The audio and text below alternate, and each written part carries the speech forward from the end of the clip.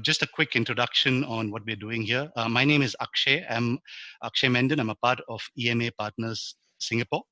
And for some of you who are here for the first time, EMA Partners is a global executive search and talent advisory company. We are present in over 50 countries, and and leadership conversations. This particular session is something that we've been doing for a long time. Uh, I, Probably COVID and the onset of COVID has hastened the amount of time that we spend in these things, but what leadership conversations is it's a format, or it's a forum for business leaders from across the world to come together and discuss burning issues. No prizes for guessing what burning issues are nowadays. But today we have an exciting panel, a red hot panel, in fact, for this session. We have people from APAC as well as all the way from Middle East and North Africa come together, 6 panelists who are leaders of their own companies, their own corporations, running their business. And today's theme is about kickstarting the economy, kickstarting how we do business in this new normal. So that's where it's going to go on. Just some housekeeping rules. The audience, I think I see a lot of you have come in. The numbers now seem to be hitting probably around close to 200. So I think we can start off our session. But there is going to be a Q&A session at the end of this. So please drop in your questions. You'll soon see a Q&A bar right at the bottom. So keep a lookout at that and keep your questions coming. We'll look at them. But without further ado, I'd like to pass on this show to the moderator for the evening to introduce his panelists. EMA Partners, the managing partner for Singapore, Morgan Wee. Take it on, Morgan. Thank you, Akshay, and well said.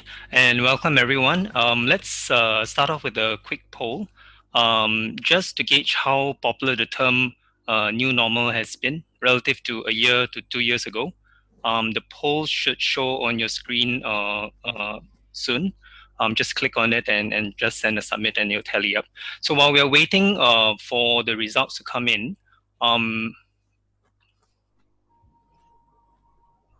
wait.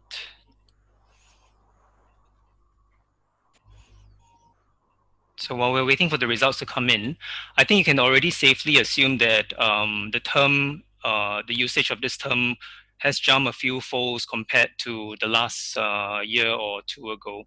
And understandably so, because it affects our family life, our social life, our jobs, our finances, and our health. Akshay, do you think we would have enough responses now to show the results? There's just a bit of voting going on, Morgan. Just give it a few seconds. Okay, can do. One recent article, I'm not sure you would have come across, is from The Economist. It says, or it kind of urges us to kind of look at throwing away 90% of the old normal. So the results are showing a high tendency to 15 times or more, and I think those who guess that number is correct. So we did a Google search on that, and it's showing 14 times more than a year ago. So back to the Economist article, talking about the old normal disappearing. 90% of our old normal will disappear. Now, assuming that you even like the old normal, you can either be fearful and pray, or be adventurous and look forward to what's coming. But to give you more data points to decide which way you want to fall, today we have 6 business leaders to share with us their thoughts on the brave new world ahead for us. As I begin to welcome our panelists to the session, can I request each of our panelists to tell us more about yourself, your organization, and also to share with us one thing that you are looking forward to in the new normal. So to start off, we have Hussein, the Chief Executive Officer of Fetcher. Hussein, please go ahead.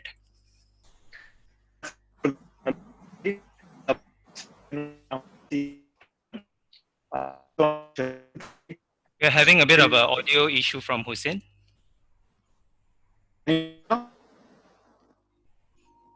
We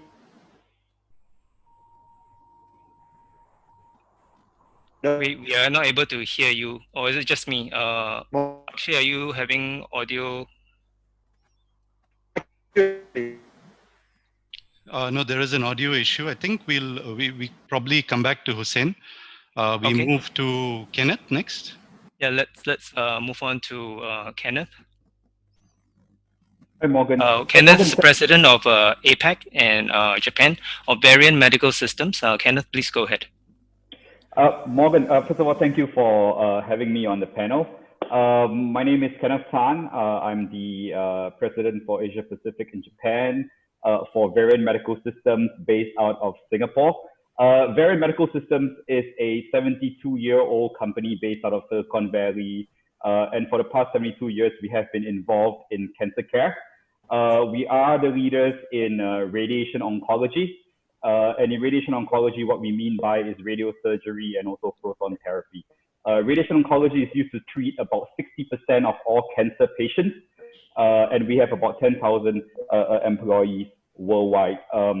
What we also do is we actually develop the software that is involved in the planning of the treatment, and we are also involved in the IT systems that manage the entire oncology and cancer center. The company runs by a very simple vision, a vision of a world without fear of cancer. And I think in this particular COVID-19 period, that was what drove us, because we go by this concept of, if cancer is not treated, there's a 100% mortality rate. And we also say that cancer doesn't stop for COVID-19. A little bit about the wish for the future. I think it's interesting that in February I made a comment to the corporate leadership. I said, hey, first of all, COVID-19 is not just a China problem. It's going to be a global problem. And the funny thing about politicians and the general population is that they are either going to do nothing or they're going to overreact to this. And true enough, it became a reality.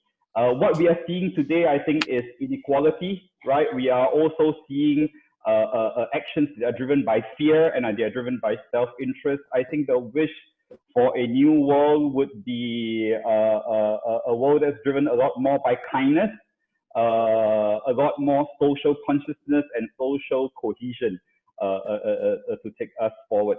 Thank you, Morgan. I'll hand it back to you. Wow, that sounds like an election speech. Thank you very much. So let's move to Mainak, who is the regional vice president of General Mills. Mainak, please go ahead. Hi, good afternoon, everyone, and thank you, Morgan, for having me over. So a little bit about myself by way of introduction. I've now been in the corporate world for 24 years, so time flies when you're having fun.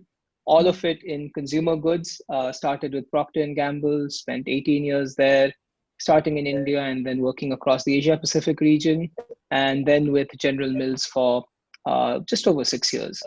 You probably know General Mills by the brands such as Haagen-Dazs and Nature Valley. If you ask me, Morgan, what am I looking forward to in, I guess it's no longer the new normal. This is the normal we are living through every single day. For me, I think it's a defining moment because no matter where we live, what we do, how rich we are, how poor we are, what religion we have, what language we speak, everyone around the world is facing the same issue. And what I'm hoping, I think the optimist in me hopes that once we emerge from this, at least some of us emerge with a consciousness that we love dividing ourselves on various factors: religion, race, language, color, income. I just hope we emerge out of this realizing that there are many fundamental things that unite us, which I think we're all getting in touch with through this crisis. What matters most is our families, well-being of those around us, wanting to create a better tomorrow. And I think if together we can get a collective sense of that, I think will lead to better businesses, better organizations, and a better society. So I know, Morgan, that sounds like an election speech, but I think when we're all cooped up at home for months, you do tend to introspect about stuff, and that's been on my mind. Well said, and you're the author after all, right? Okay, thank you very much. And next we have Rob, Asia Director and co-founder of Beanstalk Agritech. Rob, please go ahead. Thanks, Morgan. Thanks, everyone, for joining. I grew up in Australia on a farm. Actually, somehow still see myself as a farmer. I like to get my hands dirty. But spent, after university, focused in ag science, spent 26 years with Bayer through different functions in Australia and also Germany, country management in Vietnam, Cambodia, and China, and then ending up as head of business development and innovation for the ASEAN region for Bayer here in Singapore. So going from 26 years with a multinational and actually almost having a midlife crisis and going to a startup and co-founding a startup with two other co-founders in Australia. Where Beanstalk is an innovation agency, we're sitting at that intersection between industry, agribusiness corporates, large family enterprise who have got problems, and bridging and linking between investors and innovators. So we're problem solvers. We're looking for relatively fast solutions to with existing technology. So we're looking to pick up existing technology, even if it's from adjacent industries, because we think a lot of that investment's already been made. We focus on production efficiency. We only focus in Asia Pacific because we think that that's where the next step change in global food production is going to come from. And yeah, we're having a fun time, and we were possibly busier than ever, which is also what I'm looking forward to is perhaps a little bit more balance. I think we're all possibly working harder than we ever have. And I think that possibly a few less Zoom calls and a few more catch up with colleagues and mates would be great. Good. Thank you very much. You're in a very important space, like we discussed earlier about food security and all that, which we'll hear more of. Thank you very much, Rob. And let's hear from Sanjeev, who's the Managing Director of South Asia, Middle East and Africa of Levi Strauss and Company. Sanjeev, please go ahead. Yeah, hi everyone. Thanks, Morgan, for having me here. So I have always been in the fashion business, 25 years. I've run Italian brand called Benetton. In India, I was CEO for 11 years. Then, decided to try my hands in a startup and, joined an e-commerce company called Jabong, which got sold to Flipkart, which got sold to Walmart.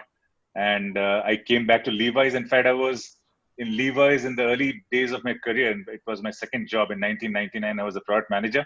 So when they asked me to come back as the managing director for South Asia, it was a privilege and an opportunity.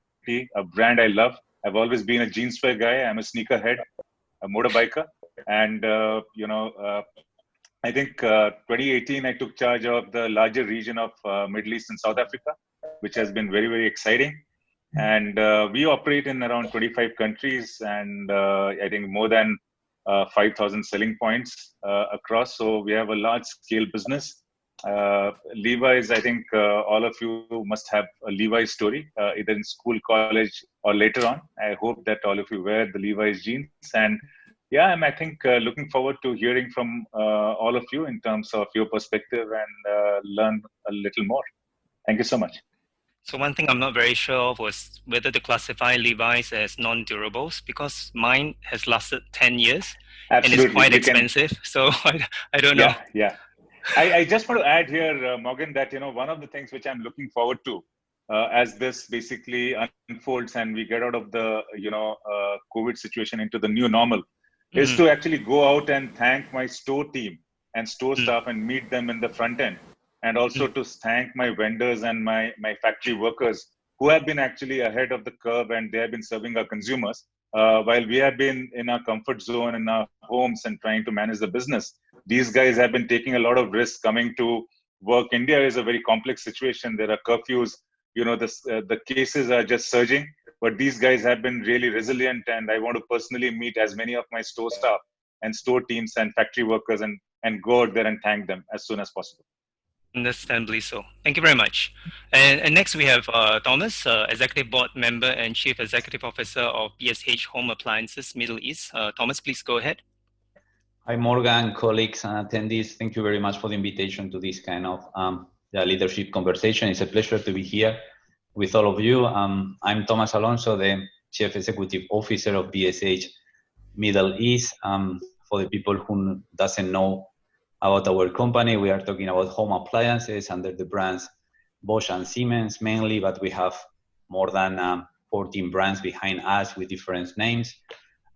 We are operating worldwide in different markets and with a successful story behind us, because we are talking about brands with more than 125 years, practically Bosch and Siemens brands. My responsibility currently is here in Middle East, handling 12 countries from here, from Dubai. But I'm working in this company during the last 18 years. It means I am a little strange case, because all my career has been into this company, taking different levels of responsibilities. The first 10 years in Spain, but after handling the responsibility of BSH in Morocco from Casablanca during 4 years. After that, I moved to Thailand to take the responsibility of BSH in Thailand. And during the last 3 years and a half here in Dubai, taking the responsibility of BSH Middle East. I think that the attractive moment that we are living now is that we are really having a big disruption, and thanks to God, we are in a very nice corridor in the world. I think that the challenge that we are going to have in this kind of part of the world is going to be amazing. All is changing extremely quick, much more quick than expected. And for sure, consumers, and for us, consumer is critical, because we are delivering home appliances. We are feeling that the behaviors of all of them are changing dramatically. In this kind of changes, we need to adapt ourselves, and we need to adapt extremely quick. And that is the main challenge that we are having from now. And really looking for different comments from the different colleagues in the panel, and for sure for the different questions that we are going to receive, to really try to discover on other kind of possibilities to really serve during this kind of crisis, and how we are going to manage the situation. Thank you, Thomas, and I'm sure we'll hear more about the change in consumer behavior soon. Let's circle back to Hussein. I hope the audio will work now. Hussein, please go ahead.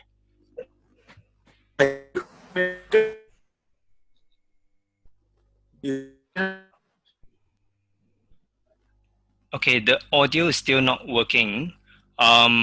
I suggest that if Amajit is on the line, can you guide him to dial in via the local phone number and not use the internet audio.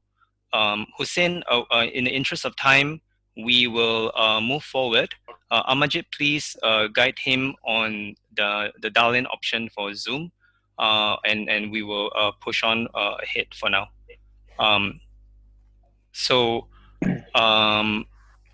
So let's start on the session proper, and I wanted to talk about the first thing that I associate the new normal with, and that's the state of work. We've all been working from home for a few months now.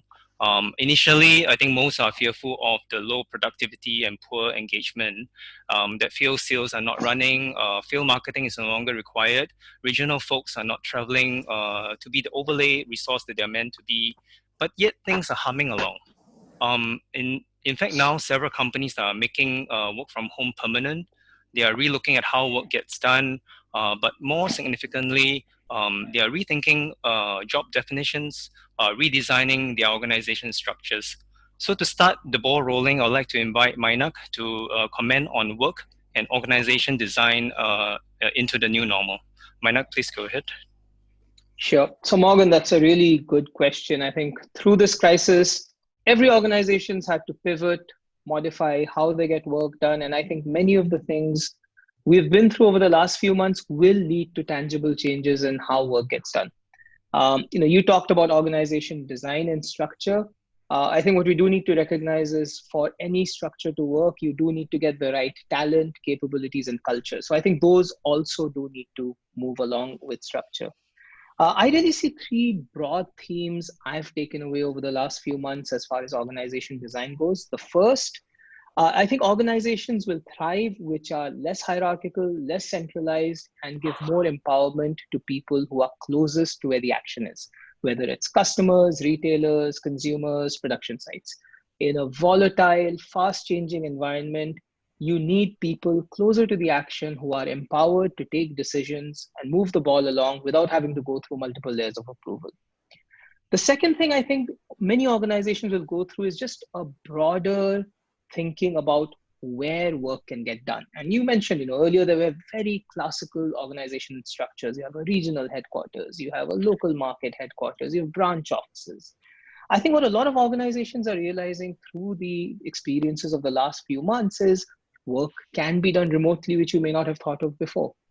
A lot of people are working from home and contributing significantly through necessity, but indeed organizations are having their eyes opened. And I think as a result of this, I think it could be a win-win. Organizations can take a much broader view of where roles can sit. Individual employees can get much broader exposure than they might have thought of earlier. And I think it'll allow organizations to really create more virtual teams, tapping into best practices and talent where they are, instead of taking a very parochial view of talent sitting in a particular office or in a particular country. And I think finally, I think organizations are going to need to think about how to create more agile, adaptable teams that can flow to the work versus rigid silos. So if I take the example of the consumer products industry, over the last few months in India, e-commerce sales have boomed. And a lot of the traditional grocery sales have been depressed just because of stores being closed. Organizations that have been able to pivot, whether it's supply chain, whether it's customer service, have thrived. Those who have been really rigidly defined in silos have found it harder to adapt. So those are some of the broad trends I see. And for me, if you ask me, it's not that these are new things, but I think any crisis tends to amplify both the strengths and weaknesses of business models and organizations. And I think as we emerge through it, I think there'll be a lot of food for thought on these vectors for all companies. Thank you. And one thing that we saw even last year before this whole COVID situation happened is this whole argument about regional offices, whether are they still relevant in a global context. A lot of entities that we saw, at least from a Singapore standpoint, which houses a lot of regional offices, they've started disbanding regional offices and go in country reporting back into HQ, wherever HQ is. But I guess talking to Kenneth earlier today, he also kind of talked a little bit about that if we go in this structure, global doesn't understand the context of region sitting where they are. And to Kenneth's point, and Kenneth, maybe you want to chip in here, that US in itself, let's say it's a US headquarter, they are merged in their own current situation. And they think like APAC is still in the same state as them, whereas APAC situation is recovering faster. So, Kenneth, would you want to add a little bit on that? Sure. Thanks, Morgan. I think, I think in the operational sense, and we have been, sort of like remote work from home operationally for, 3 months, 4 months, some in Hong Kong as much as 6 months. If we take that time frame, it seems like we are coping. It seems like we are doing well. Very often when I speak to the corporate folks, I ask them, now, do you think this can carry on indefinitely? And the answers do vary. Now, operationally, maybe it could, but what about strategically? Because, to make strategic decisions, we need to be extremely well informed, right? And to be well informed, context matters. Here's the irony of things, right?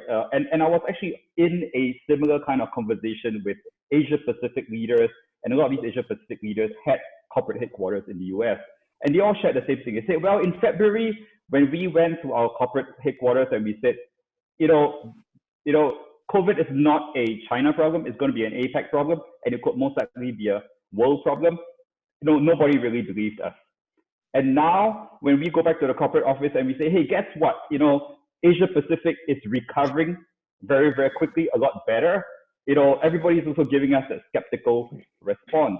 And when you take a step back and you look at it, it says, hey, could it be because, sitting there in the US, everyone sitting there in the US, the leadership sitting in the US, is bombarded by negative news, right? And that news is driven, either politically motivated, but there is this aspect whereby you just turn on the news and you see all things that are bad that's going on locally. So I think strategically, there may be this gulf, right, of information and insight that ultimately we have to solve. How we solve it, I guess, That's open for discussion here.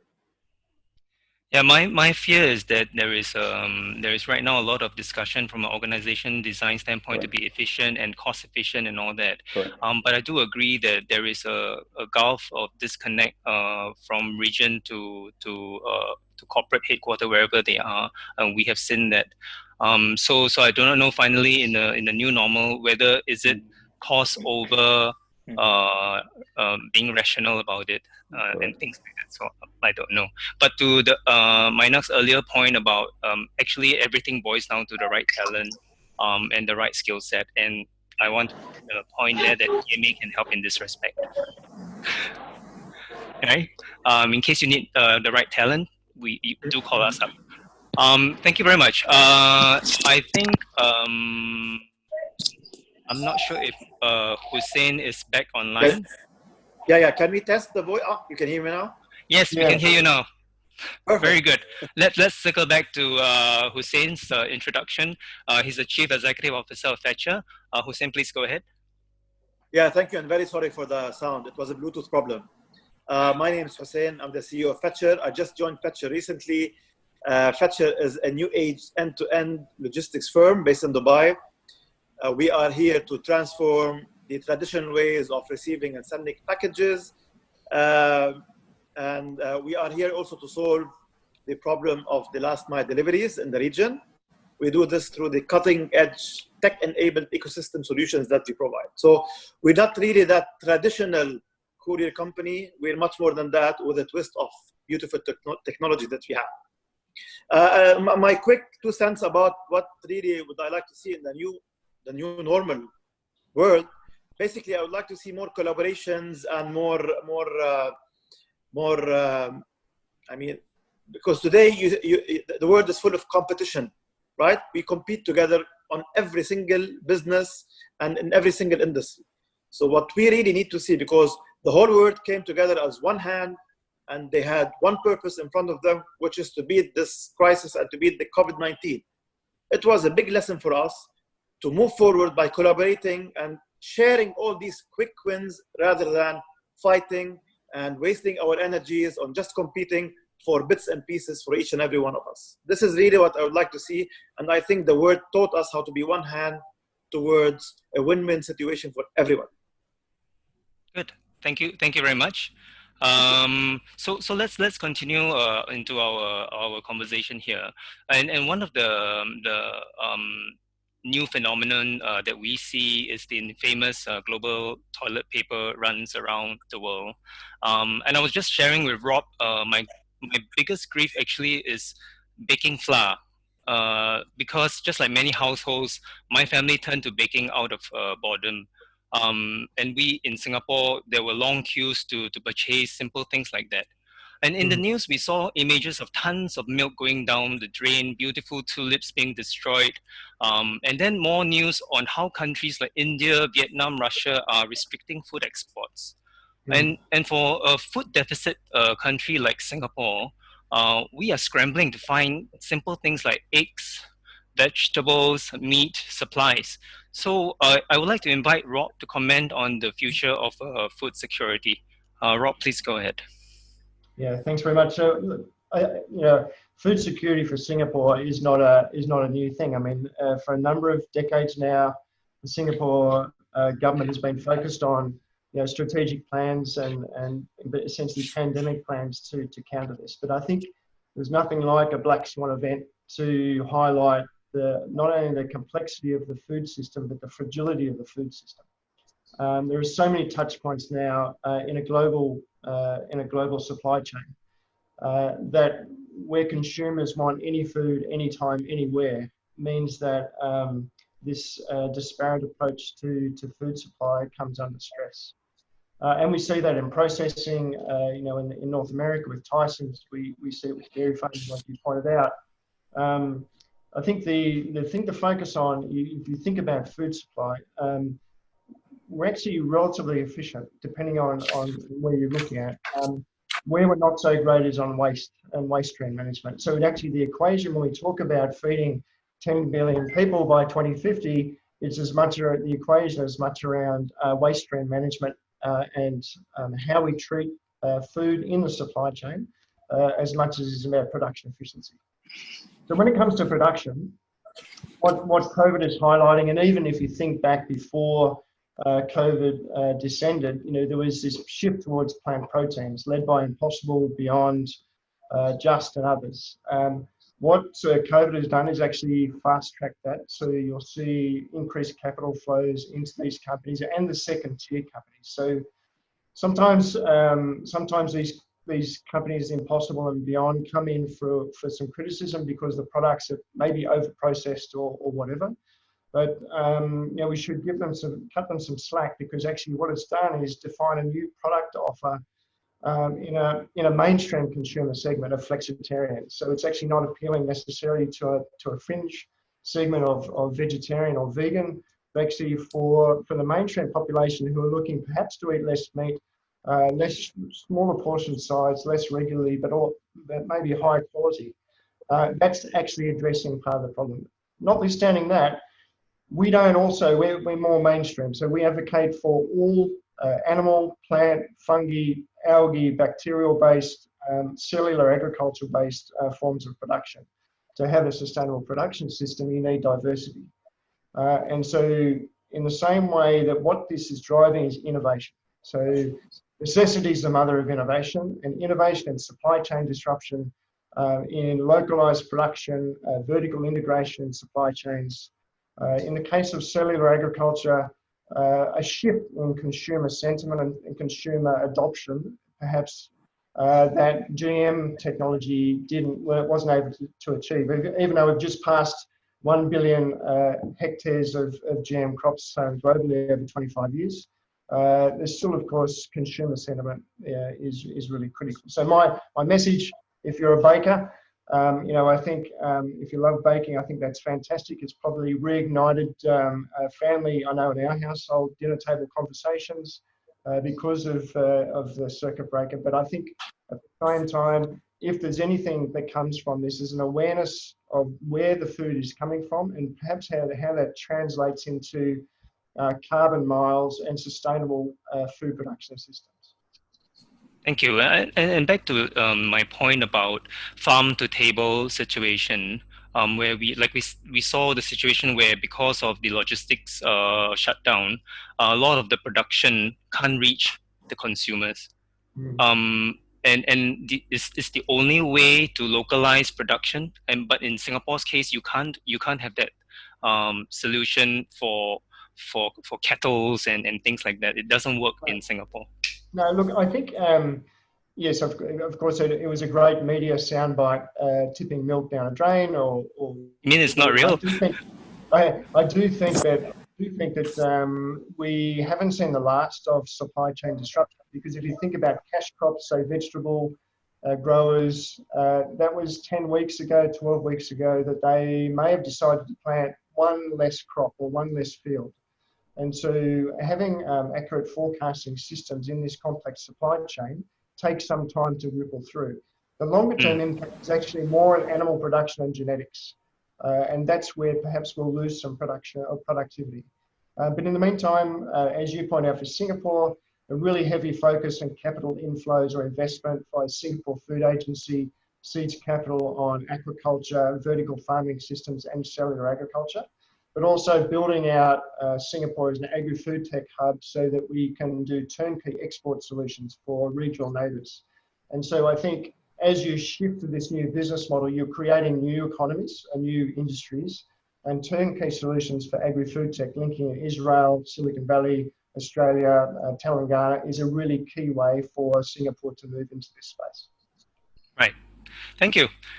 So let's talk about consumer spending now. And over the last few months, we have witnessed collapse in that sector itself, from travel to hospitality to retail to F&B.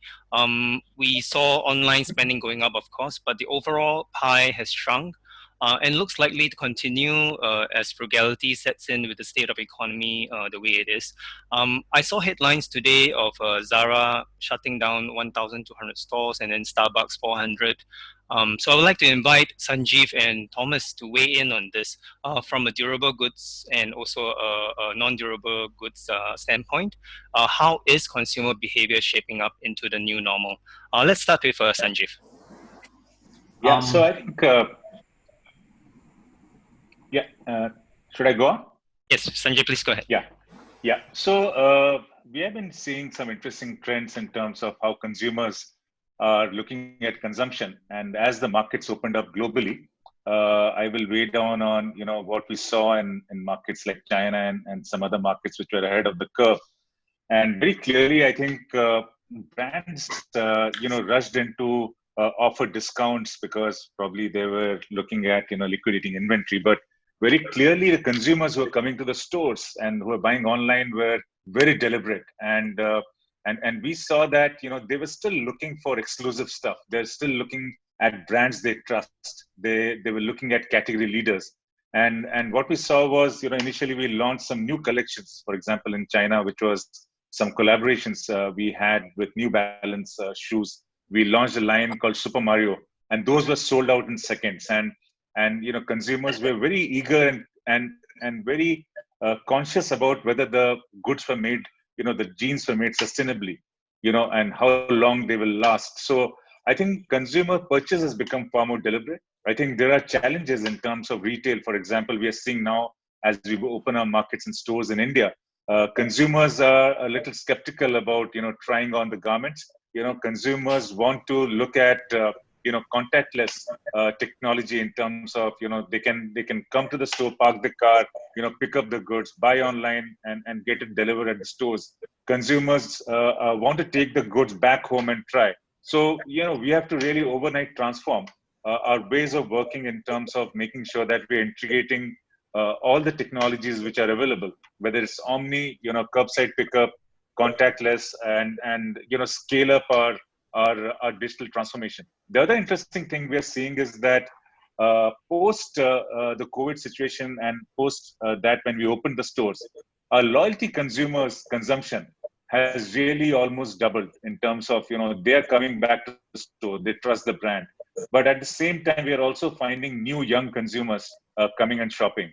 From a category point of view, as we see in the Zoom call, all we can see is t-shirts and shirts and tops. So that is really truly reflecting, because everybody's looking at changing over their wardrobe for their tops and polos and t-shirts and shirts.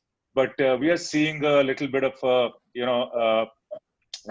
slow pickup in the bottoms category, and consumers are looking for something which is comfortable, which can go from day to evening. They are not looking at rigid products. So we will see some of these trends. I was talking to some of my friends in the sportswear industry. Consumers are buying more athleisure, more sportswear, running shoes. So people are also looking at fitness.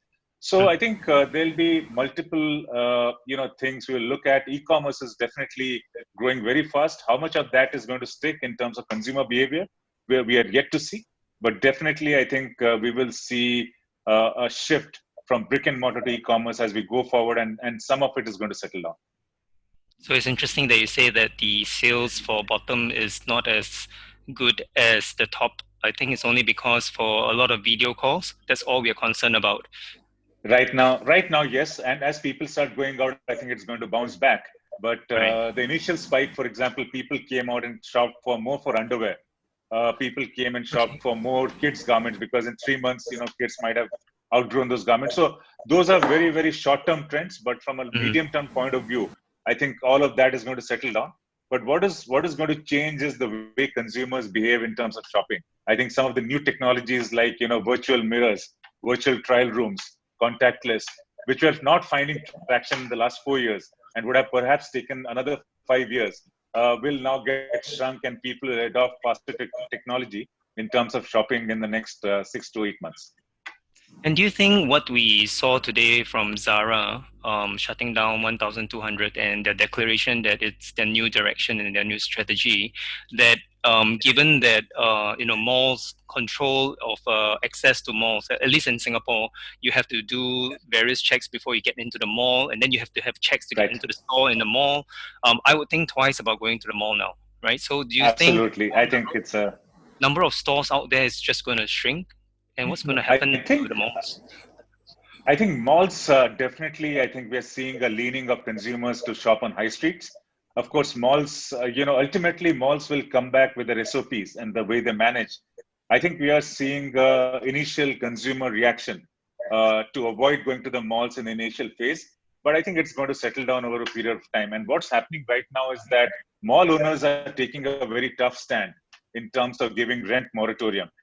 And I think there has to be a balance. Mall owners and malls will need to have a sort of a view of sharing the pain with the retailers, because ultimately there is nothing in the mall without the retailers, and the best retailers drive the footfalls. But you're right. I would not want to go to a mall right away. I would rather park my car in front of a store, get the curbside pickup, and have a personalized service. So I think this is going to settle down, and definitely the high streets, landlords have actually behaved in a very different manner. They were the first to come out and actually give a long-term relief on the rent, not only during the lockdown period. So I think that has also allowed the brands to really go and bounce back on the high streets. I think the large landlords have to yet take a very firm view in terms of a medium to long-term support to the brands. Right. And Mainak, would you have anything else to add on the consumer side? Well, I guess, echo a lot of what Sanjeev talked about, but I'll pick up on one point he mentioned, which is about trust. I think at a time of crisis, what happens is consumers hunker down on brands they trust. So I think the ability of consumer product companies to continue building that trust in their brands is going to be critical.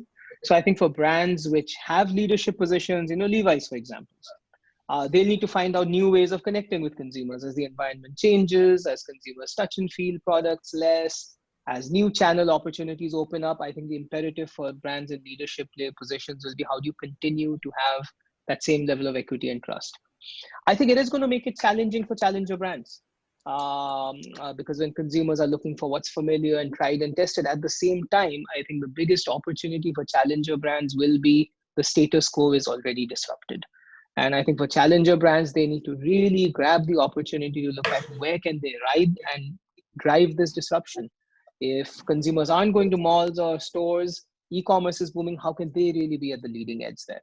And I think the final point is, at a time like this, I think for all brands, it's a great opportunity to really reflect on brand purpose. What do you actually stand for? I think what's happened over the last few months is consumers have really thought about what we're doing to the world around us, the broader stakes involved. And I think, this is a great opportunity for brands to really establish what they stand for beyond just the product they sell, bring that to life for their consumers and their partners, give back to communities, because that's probably the best thing you can do to continue strengthening your brand. Thank you. And Thomas, would you like to shed some light on the durable goods side of the story? No, for me, I think that the colleagues are full right. We are looking that for sure the consumer is changing dramatically, and probably online communication has been much more used before to make much more a personal approach, and social media for sure now is going to be part of our day by day. Here in Middle East, we are detecting a clear move from the consumer from physical stores to online. The problem that we have here is that we need to believe in the concept for sure, and not only us, like brands or like companies, our retailers or distributors, they need to go in the same concept, because if you are not able to align the strategy from all the part of the business, at the end, the consumer is not going to be able to really change the mind. For this, we are really making big changes to really adequate our structures to really move much more to online communication, to really these kind of platforms. But I think that is something that is important to really highlight here, is that probably the consumer behavior is changing dramatically to the typical multi-channel approach to the omni-channel approach. Means today, and it's our responsibility, and it's one of our main challenges. We need to really catch the attention of the consumer. How we are going to take the attention of the consumer? For sure, that brand is important. If you are not going to have a strong brand, you are not going to be able to really touch the consumer strongly.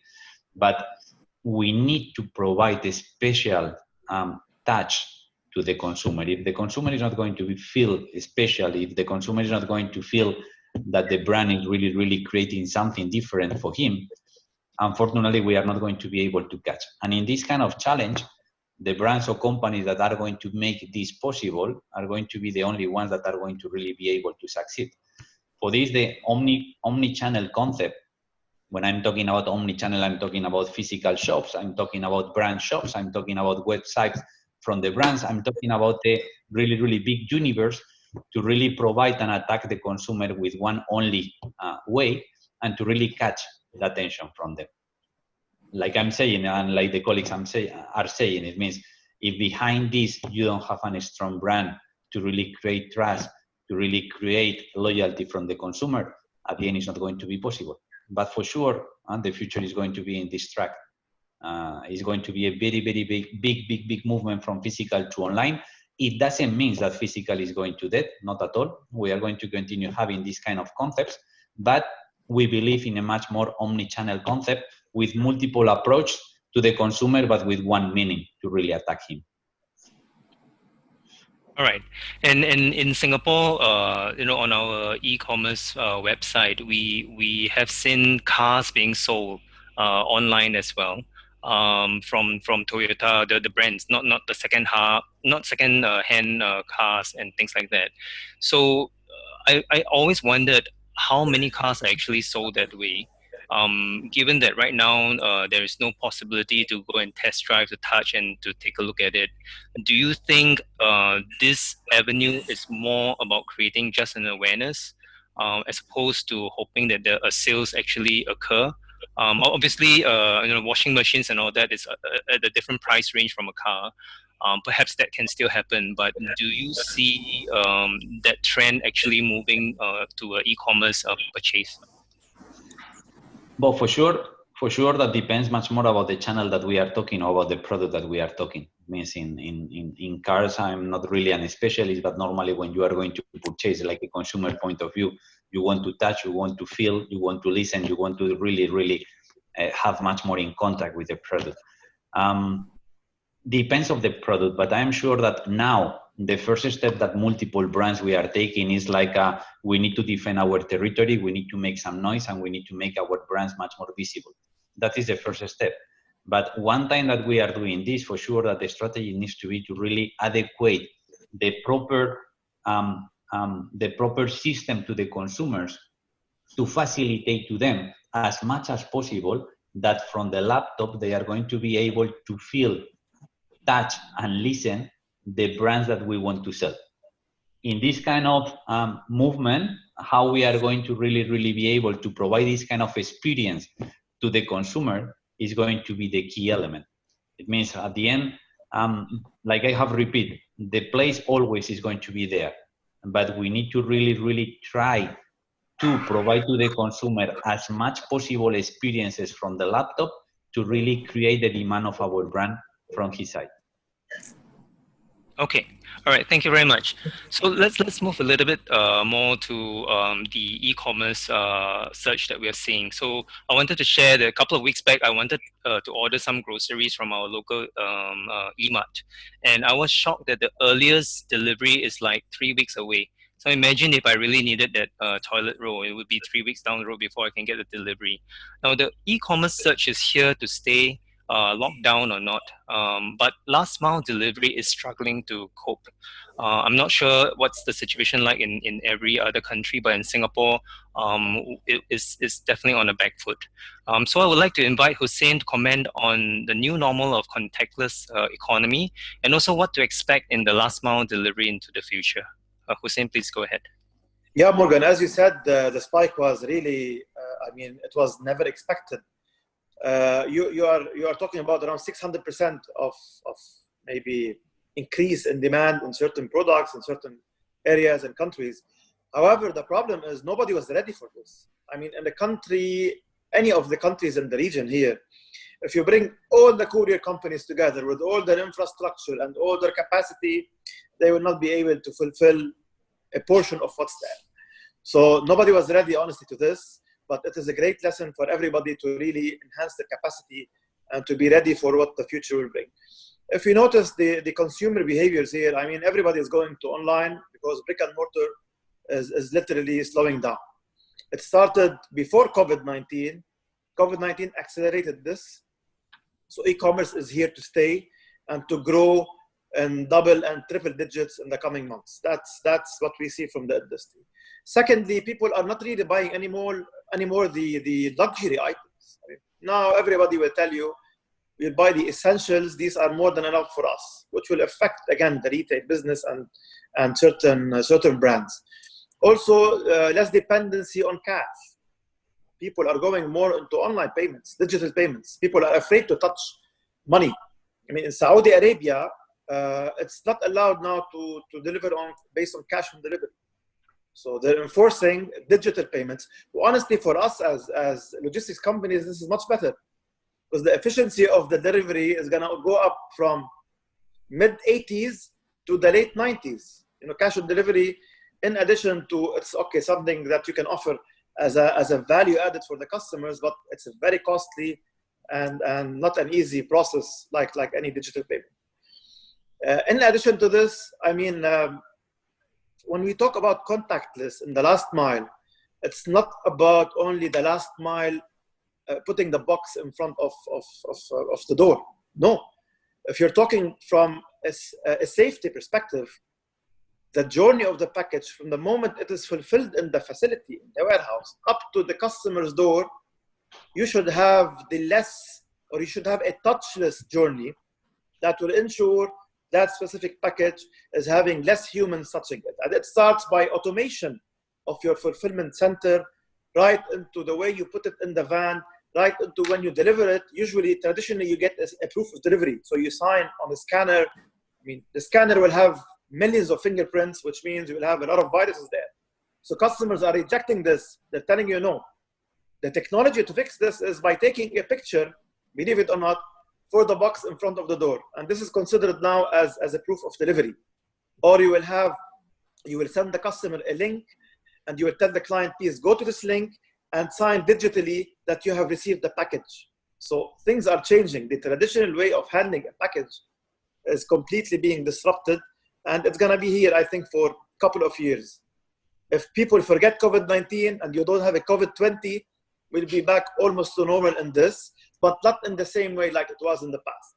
So I think this is accelerating the digital transformation of this industry, whereby you will never look back and say, this is how we used to do it. So how far are we from large-scale drone delivery? Okay, look, I'm a drone pilot by hobby. However, I don't see personally drone deliveries coming and really dominating this industry, because a drone delivery is more of, I call it an elite service that you can offer. Operating 50 and 100 drones at the same time, it's neither cost effective nor allowed as well. And the regulations are extremely tough. A drone can fly over anywhere and anything can happen. Right. It's a great innovation. It's a great way to deliver in remote areas. It's great to deliver medication, let's say in places like Africa and places where there is not above the cities. But personally, do I believe that drone deliveries is the next future? No, it's going to be an additional way of transporting goods innovatively, but within certain limitations. So do you think that the solution is more about aggregating delivery points to kind of be more efficient in delivery? Because it's not going to solve the problem by having more motorcycles on the road to help delivery, right? Good. Morgan, if you see the industry, it's evolving. I mean, everybody is going into a hybrid model and an omni-channel model. Today, it's better for me to give you a pickup point. You will pick up your package somewhere around we call it the hyperlocal. I mean, if you fulfill from small warehouses within small areas, then you will provide pickup points for clients to their packages, rather than we delivering them all the way, or they drive all the way somewhere else to pick up. Secondly, you have the lockers. I mean, the lockers is a very good contactless solution. Lockers are very famous in Europe. This region, we did not really see a full implementation, but I predict that this is going to come very soon and also be part of the omni-channel solutions that we can see now retailers in Dubai who are implementing lockers. And I personally choose a locker for a delivery. So yes, it's not only about the last mile delivery, it's much more of the last mile solutions that can be beyond traditional hand-to-hand delivery. All right, thank you very much. So the other phenomenon is, or the outcome of what's happening now is social distancing, right? It's another new normal term that we keep hearing about, and yet another thing that will stick for some time. Now, in the context of business, it has a big impact. Obviously, if you picture restaurants, the number of tables will be reduced by half.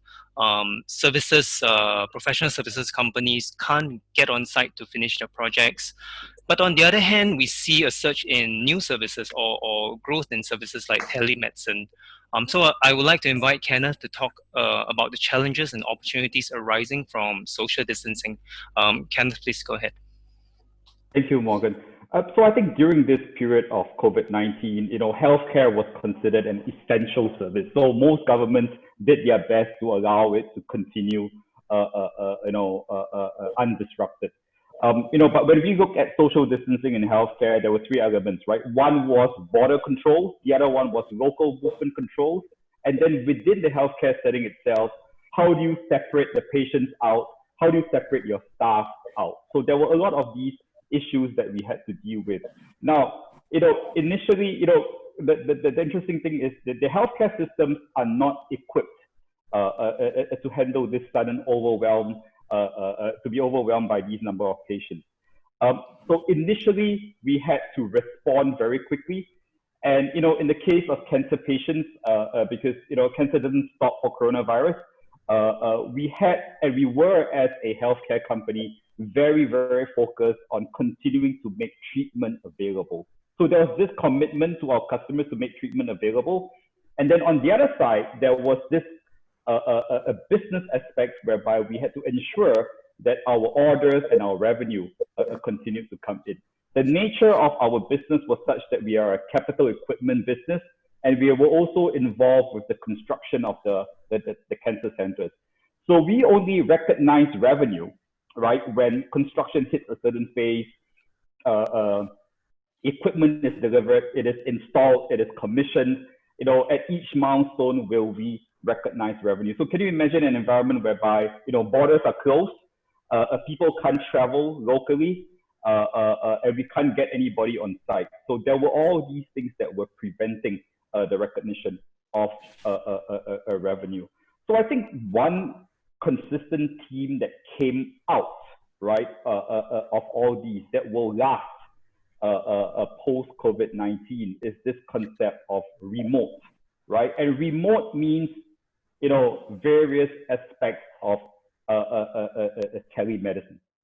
Now, healthcare has always been one of those things whereby, the people who deliver healthcare always feel that it has to be delivered personally, in person.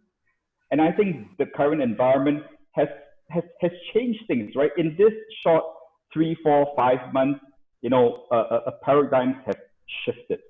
The concept of remote, what we have been trying as healthcare companies to promote over the past 5, 10 years has suddenly just happened in a period of months.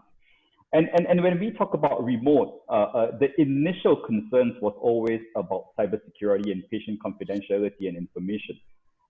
Somehow or other, during this critical period, all that was sort of like out the window. It will come back, but now that people have experienced it, they begin to realize the benefits of it.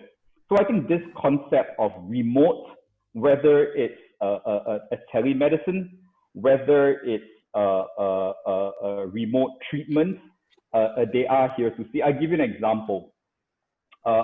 In Australia, there was a particular center whereby they had staff that were infected by COVID-19. So they had people who were supposed to work on site providing cancer treatment who now had to work from home, right? These sites actually came to us and they said, now I need a way to find, I need you guys to help me find a way to ensure that my staff can continue to deliver treatment to cancer patients from home, right? So during that response period, we had to scramble. Technology had to suddenly advance in a matter of weeks and months to ensure that we'll continue to deliver those treatments. So I think there were these things that forced us in terms of the way we deliver healthcare, that forced us, in terms of the way we develop our technology, that are going to take us into the future.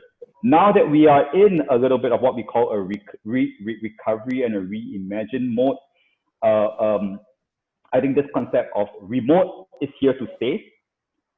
This concept of cloud is here to stay. Why do I say that? Because of what the healthcare system has encountered.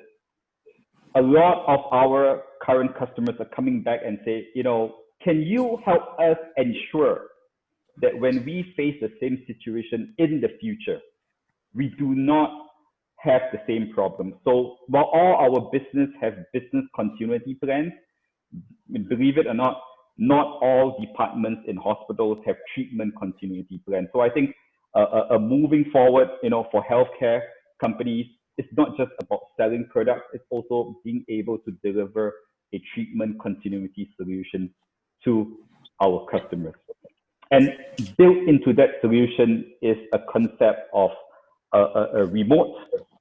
And to really lower the cost of remote solutions, there is definitely going to be an acceleration towards a cloud-based computing. Sorry, Kenneth, we are running out of time. I need to cut you there. We have some questions from the Q&A side. Akshay, would you like to read out one of them quickly?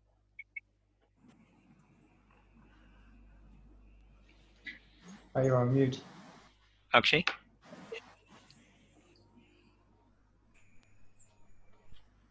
Akshay, are you there? Can you guys hear me now? Yes. Yep. All right. Yeah. I think I was going through the list of questions, a couple of big buckets they came into.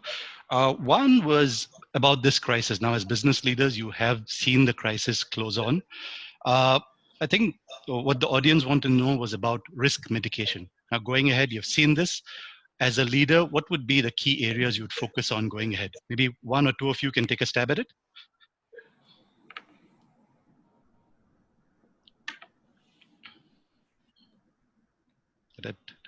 Mainak, I can answer you. I mean, it's very important what I think Kenneth was saying. Companies will have to start really looking seriously and having their business continuity plans. BCPs are very important because, COVID-19 was a great lesson to all of us on how much we have to be prepared for the worst. So it's very important. In our industry, for example, the biggest problem that everybody faces today is lack of extra capacity that will cater for the increased orders, which means the less we deliver, the less the retailers will sell, the less the service levels will be, and then they will lose more money by not really being able to increase their online sales. So from our side, we have to be ready at least in a hybrid model whereby tomorrow, if any crisis happens, how can you serve these partners without really coming and telling them, oh, you cannot sell anymore, don't make more money, don't compensate on your revenue losses because we cannot deliver. This is from our industry.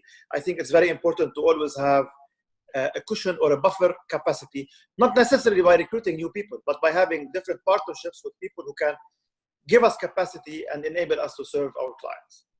Yeah, I think risk mitigation in obviously in food supply is about having strategic stocks.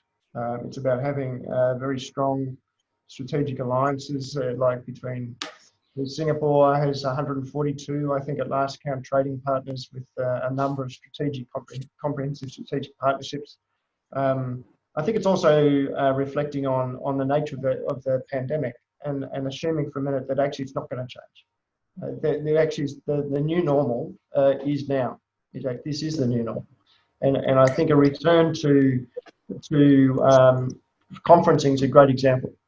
Conferences, as we knew them, are dead, in my view. And I think there are CFOs around the world looking at OPEX and travel and entertainment budgets. And even if there is some opening up, we'll challenge someone for flying halfway around the world to attend a plenary and perhaps give a half-hour presentation. So I think, it's notwithstanding that there are human beings as social animals, it's likely to be a hybrid. I think that's probably the next generation beyond, dare I say it, Zoom. So it's an experiential online, offline engagement that means that people aren't sitting in front of a screen all the time, but they have other ways to engage. You mean there goes all the free holidays? and travel. We have around 5 minutes more before we wind up. So I think one last question. Again, this is an amalgamation of a few things that came up there. Government has come to the aid of their citizens across countries, across geographies. Common theme.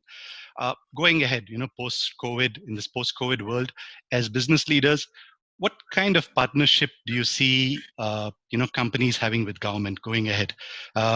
Positive changes that could come up because of this.